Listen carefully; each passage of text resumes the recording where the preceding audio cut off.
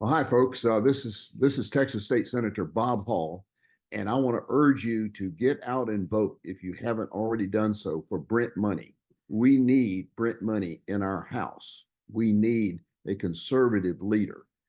You know, it's an open seat, and the two that are running for it have not held state office before. And I think what we'll find in the past is that how they vote when they get to Austin is very much like who supported them. And there is a world of difference between the supporters for his opponent and for Brent Money.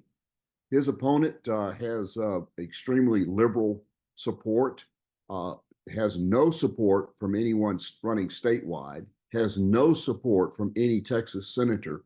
Those House members that are actually supporting her have a very questionable voting record when it comes to conservatives. Almost every one of them followed Dave Phelan's instructions and voted to convict Ken Paxton for the impeachment in the House.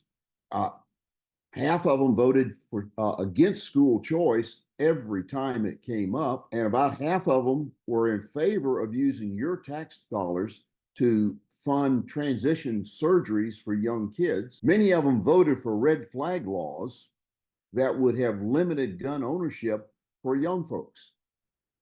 As a contrast to that, Brent Money is endorsed from all the way to our national elected official Ted Cruz, our statewide, our Governor Greg Abbott, Sid Miller, Ken Paxton. He has a support and endorsement of three of the most conservative senators in Texas, myself, Mays Middleton, and Angela Paxton. And the House members that have stepped up to endorse him are among the conservatives that voted to acquit Ken Paxton in the hearings in the House. Nate Schansline, Brian Harrison, Tony Tinnerholt, and Steve Toth. World of difference between those that are elected to office today that are supporting Brent Money and those supporting his opponent. And you can rest assured, birds of a feather do flock together. So I urge you, if you haven't yet voted, get out and vote for Brent Money and take your neighbors, your families, and everybody you know that has not voted to the polls so they can vote.